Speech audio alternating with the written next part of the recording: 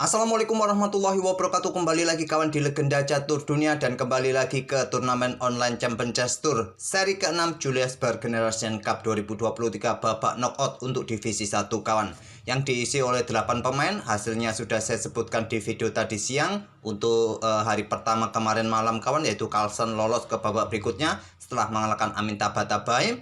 Dari Slasavic dikalahkan oleh Fabiano Caruana lewat permainan Armageddon. Wesley So menang 3-0 atas Pavel Eljanov. Dan Alireza Firoza juga menggebuk 3-0 Nordibek Abdussatrov. Nanti Alireza Firoza akan berjumpa dengan Wesley So malam ini kawan. Dan Carlsen akan berjumpa dengan Fabiano Caruana. Sedangkan pemain-pemain yang kalah di quarter final ini kawan masih punya kesempatan untuk turun ke bracket bawah. Cuma di bracket bawah ini tidak memainkan 4 game kawan, hanya 2 game saja. Amin Tabatabai akan bertemu dengan Denis Lazavic malam ini, dan Pavel Eljanov akan bertemu dengan Nordibek Abdussatrov.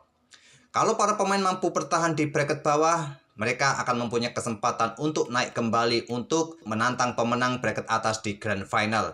Oke, tadi kita sudah melihat permainan Magnus Carlsen kawan. Kali ini game yang akan kita ulas ini adalah permainan antara Abdussatrov versus Alireza Firoza. Dan game yang saya pilih ini adalah game ketiga mereka kawan. Di sini Abdussatrov pegang putih mengawali dengan pion menteri pion D4, dan permainan ini menggunakan kontrol waktu 15 menit, incrementnya cuma 3 detik saja kawan. Berbeda dengan seri-seri sebelumnya di mana increment sampai 10 detik.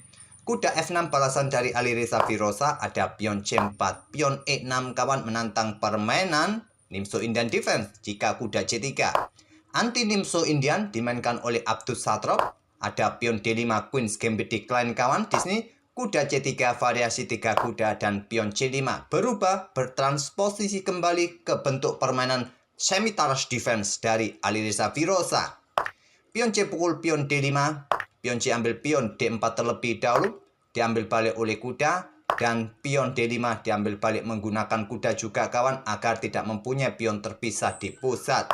Ada juga yang mengambilnya menggunakan pion, cuma seperti yang sering saya sebutkan dalam permainan Scimitar's ataupun Tar's Defense, salah satu pemain ini biasanya akan mempunyai pion terpisah di lajur pusat. Alireza Firoza tidak menginginkan pion terpisah, ambil balik menggunakan kuda menantang pertukaran kuda Disney, dan selanjutnya ada gajah D2 untuk backup kuda yang ada di petak C3 kawan. Kalau tidak di backup, pertukaran kuda akan menimbulkan atau mengakibatkan ada pion terpisah di lajur C. Oleh karena itu backup dengan gajah. Gajah C5 memberikan tekanan pada kuda. Kuda B3 berbalik ancam gajah, gajah mundur kembali ke E7. Pion G3 berencana Vicenzo gajah terang, dan Alireza rokade di langkah ke-9. Setelah gajah G2 mencoba menekan kuda di pusat ini, kuda mundur ke B6, lanjut Alireza, dan kuda A5 coba ingin mendapatkan pion B7, dicegah dengan langkah gajah B4 kawan. Coba garbu kedua perwira putih ini. Kalau kuda sampai macam-macam ambil pion yang ada di petak B7 untuk ancam menteri, menteri bergeser saja kawan, dan kuda sudah tidak mempunyai jalan keluar lagi kawan. Begitu juga dengan jika gajah yang ambil pion yang ada di petak B7 ini, ya diambil balik kawan. Diambil balik, tetap kuda sudah tidak bisa pulang lagi kawan. Memilih dengan langkah kuda ke E4, membuka tantangan pertukaran gajah terang. Di sini Alireza memilih ambil kuda agar pionnya tetap terjaga nanti, tidak menimbulkan masalah di sayap menteri kawan. Dan gajah pukul gajah A5 di sini pin kuda. Di sini kuda C6 berbalik ancam gajah, gajah ditarik mundur ke C3 untuk mendapatkan diagonal gelap panjang, dan kuda D5 terus mengincar gajah. Gajah tetap dipertahankan oleh Abdussatrov. Di sini rokade pilihan terbaiknya agar rajanya segera aman kawan. Dan jika terjadi pertukaran perwira semacam ini kawan, ya nanti akan terjadi keseimbangan kualitas perwira ataupun jumlah perwira kawan. Nanti sama-sama masih mempunyai kuda plus gajah terang. Oke, kembali lagi ke langkah aslinya, memilih pion B6 terlebih dahulu. Menteri keluar ke petak A4, tekan kuda untuk menghindari juga lajur D dari pertukaran menteri kawan. Di sini gajah B7 mengembangkan perwira sekaligus mempertahankan kuda C6-nya. Dan di sini gajah ditarik mundur ke D2, mempertahankan gajah merupakan salah satu opsi yang bagus kawan. Atau benteng F ini dikeluarkan ke lajur D, atau bahkan menteri mundur ke petak A3. Inilah yang dipilih oleh Abdussatrov. Pion A5 untuk mendapatkan ruang. Apakah nanti disusul pionnya didorong maju kawan? Dan di sini ada kuda ke D6 coba ancam gajah terang, gajah bergerak ke A6 untuk mengincar pion yang ada di petak E2. Di sini gajah sikat kuda D5 kawan. Posisi kuda cukup sentral, bertujuan juga untuk memisahkan pion di pusat. Ada benteng F bergeser ke D1. Kalau gajah ambil pion yang di sini, maka benteng juga bisa ambil pion D5 dan persiapan juga discover pada menteri nanti ke depannya kawan. Dijawab dengan langkah kuda ke E7, pertahankan posisi pion dan ditantang dengan pion E4. Ditolak dengan langkah menteri ini bergerak naik ke petak D7. Kalau seumpama diterima, bahayanya di sini kawan. Double attack pada menteri. Rusak sudah posisi pion-pion hitam depan raja kawan. Oleh karena itu ditolak, menteri naik ke D7. Selanjutnya gajah ke D4, tekan pion yang di sini kawan. Dan sebelum itu pion pukul pion E4 terlebih dahulu. Kuda ambil balik dan persiapan juga sekali lagi ancaman discover. Gajah juga siap ambil pion yang di sini kawan. Benteng F bergeser ke D8, tantang Alireza Firoza. Apakah berani untuk meluncurkan gajah-gajahnya untuk membuat taktik discover kawan? Ambil contoh di sini gajah ini diluncurkan kawan ke petak G7, ambil pion untuk merusak struktur pion depan raja ini. Menteri akan dikorbankan. Diambil balik oleh benteng, ambil balik oleh benteng hitam skak. Raja terpaksa kawan naik ke petak G2.